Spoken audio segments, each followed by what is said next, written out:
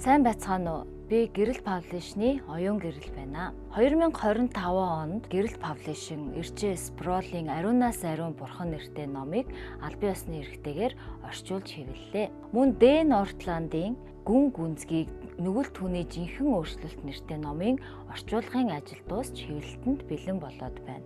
Мөн бид энэ жил Пастор Джон Пайперийн Үргэлжийн Баяр хөөр нэртэй Чимээгүй цагийн номын эхний дугаарыг хэвлэж гаргаад байна.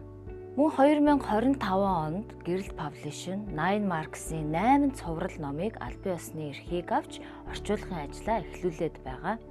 2025 онд Гэрэл тайп маань 13,700 гаруй хэрэглэгчтэй болсон байна. Гэрэл тайпт маань яг одоогийн байдлаар 150 гаруй цахим ном, 350 гаруй аудио подкаст, мөн 10 гаруй аудио номын сантай байна.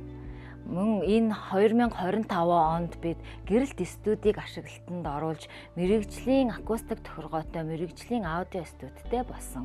Тийм учраас 2026 онд бид аудио номынхон нөөцийг бүр баяжуулах зорилготой ажиллаж байна.